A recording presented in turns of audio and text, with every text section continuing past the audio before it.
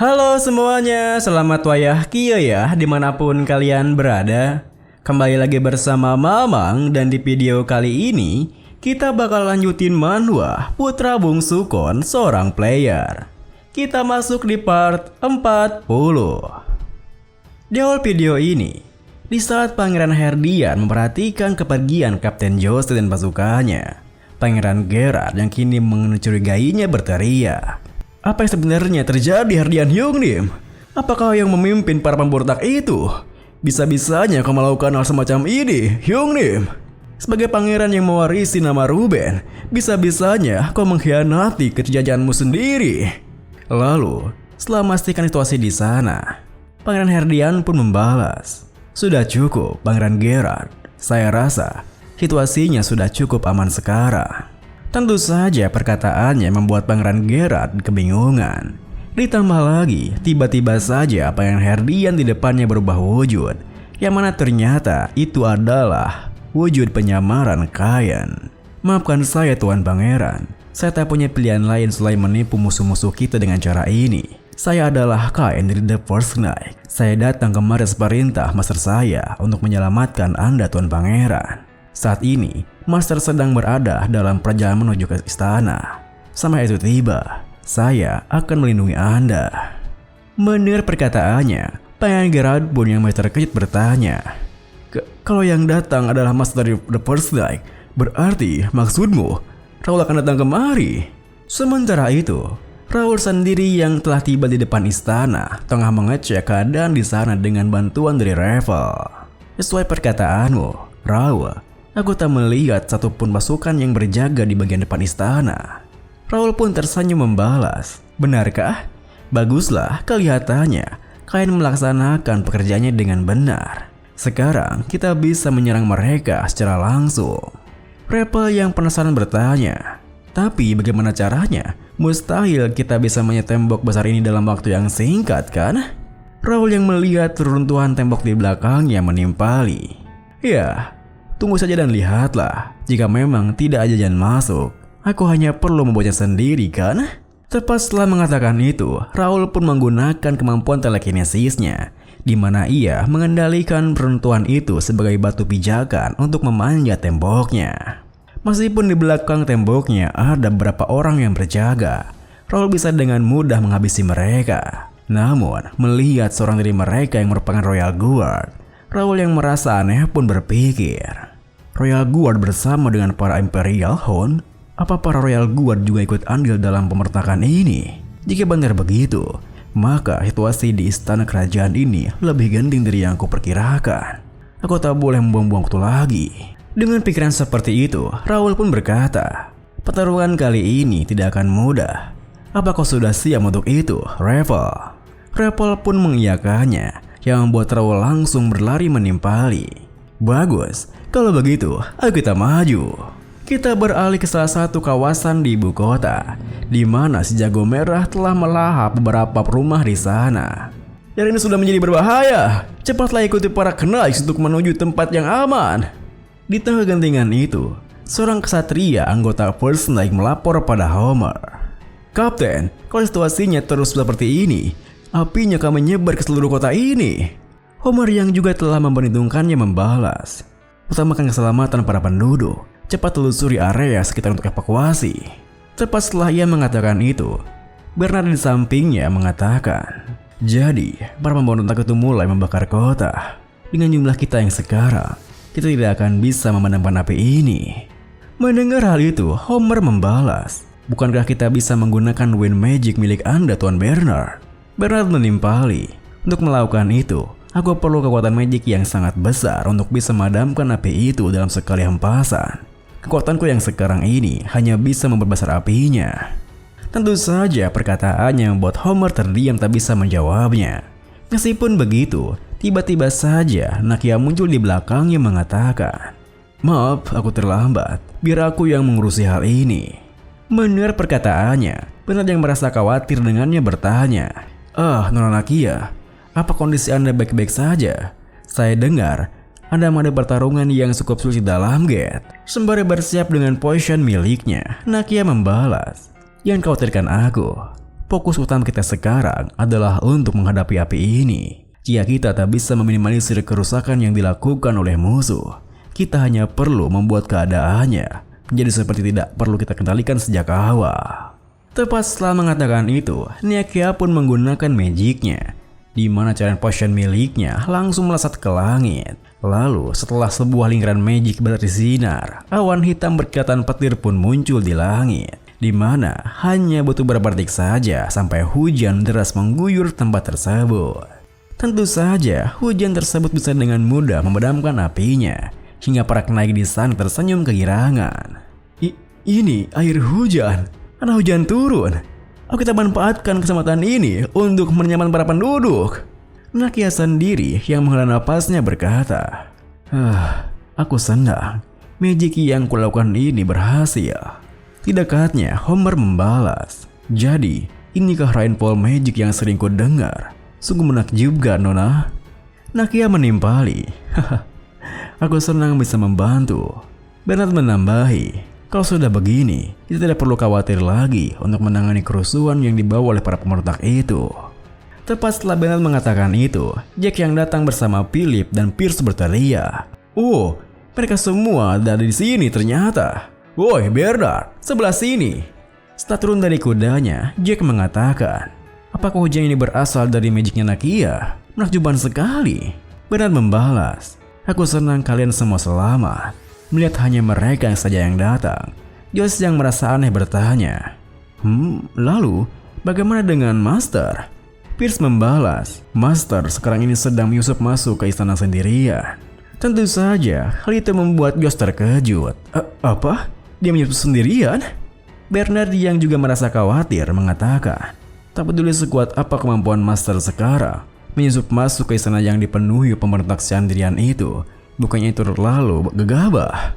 Philip membalas, "Kau pasti berpikir seperti itu, tapi yang bisa kita lakukan sekarang hanyalah percaya pada Master." Nakia menambahi, "Jika Master yang melakukannya, maka kita tidak perlu khawatir, karena sebenarnya Master tidak sendirian. Dia saat ini sedang bersama kawan yang bisa diandalkan."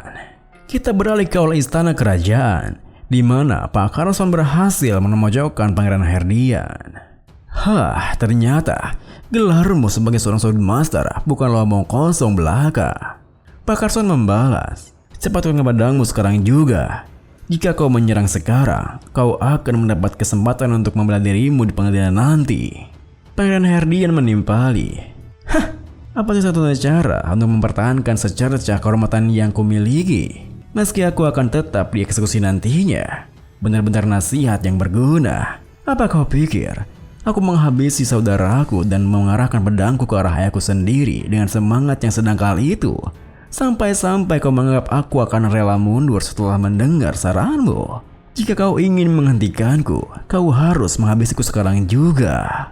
Mendengar perkataannya, Pak Carson yang tak punya pilihan lain pun bersiap dengan pedang yang mengargaskan. Tak cukup dengan memulai pemberontakan, kau terbutakan oleh kekuasaan, dan sekarang kau malah ingin membuang sisa kehormatanmu yang masih ada.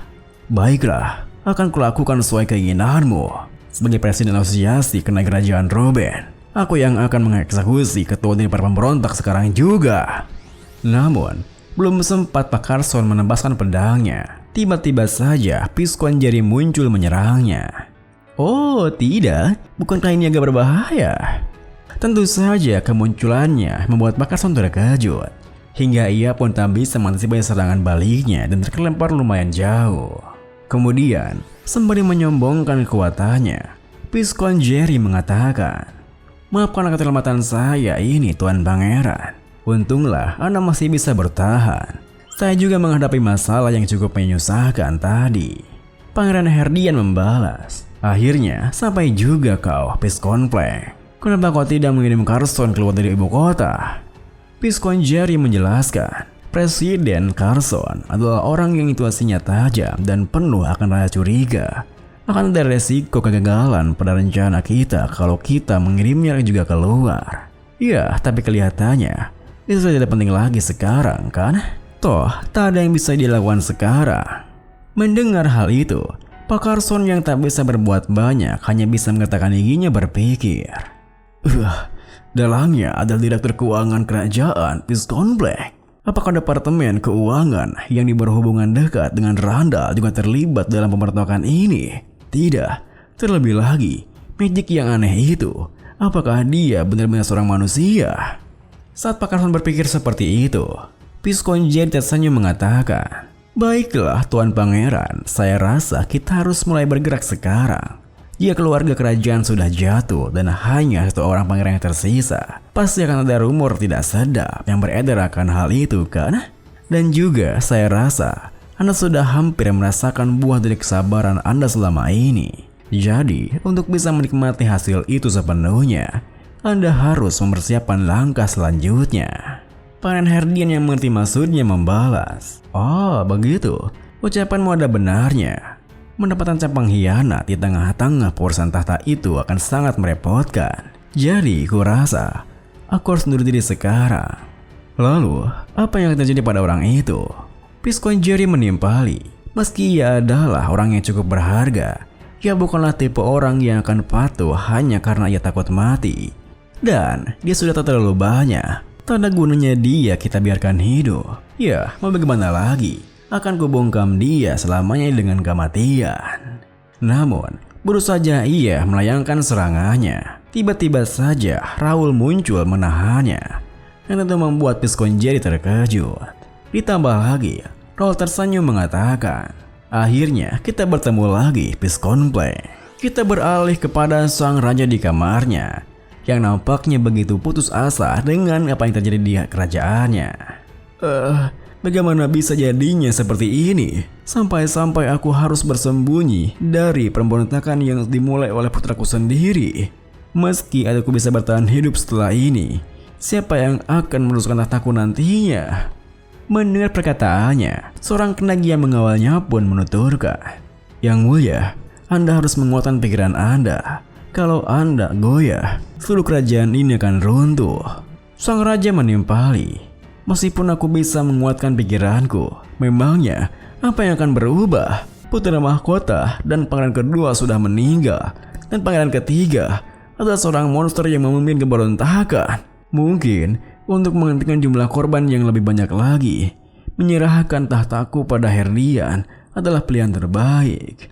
Namun, tepat setelah sang raja mengatakan itu, mereka semua dikejutkan ketika melihat Pangeran Gerard yang datang bersama dengan Kain. "Ayah, untunglah ayah masih selamat." Sang raja yang masih tak percaya apa yang dilihatnya membalas, "Gerard? Oh, astaga, aku kira aku juga telah kehilangan dirimu. Nah, lega rasanya melihat kau selamat. Gerard, kakakmu itu, Herdian, dia sudah gila. Dia menghabisi semua saudaramu dan mengarahkan pedangnya kepadaku." Pangeran Gerard menimpali, "Aku tahu, ayah. Tapi saat ini, membawa ayah ke tempat yang aman adalah prioritas utama." Mendengar perkataannya, sang raja yang merasa begitu cemas berkata, "Apa maksudmu? Pasukan pemberontakan sudah menguasai sisi istana. Apakah ada orang yang bisa mengusir mereka keluar?" Dengan penuh keyakinan, Pangeran Gerard membalas, "Jika yang mencari seorang penyelamat, pasti ada satu orang yang bisa ayah andalkan. Aku yakin kalau orang itu akan menyelamatkan kerajaan ini. Karena dia pasti bisa melakukan itu." Kita beralih kembali pada Raul yang tengah menahan serangan Piston Jerry sembari menuturkan, "Akhirnya kita bertemu lagi, Piston Black. Kau ternyata cukup sibuk ya. Kelihatannya jabatanmu berubah dari kepala Direktur Keuangan menjadi ketua pemberontak saat aku tidak ada ya. Dan tampaknya kau hobi main sihir hitam juga nih."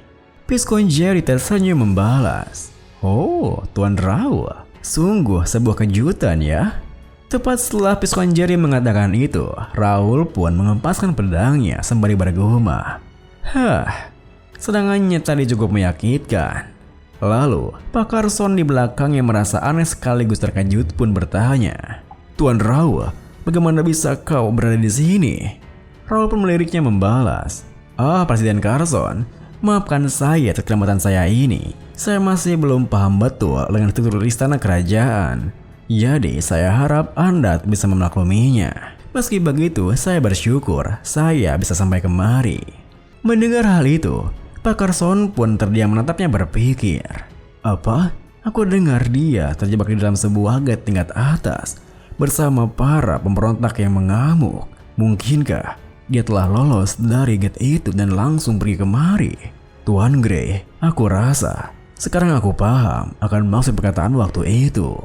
Video ini pun diakhiri dengan saat Pakistan berpikir seperti itu, Visconjeri menatap perawan mengatakan, aku tak menyangka akan bisa bertemu dengan Master the First Knight di sini. Aku kira kau akan terjebak di sana selamanya di gate itu. Master the First Knight, kelihatannya aku sudah terlalu meremehkanmu.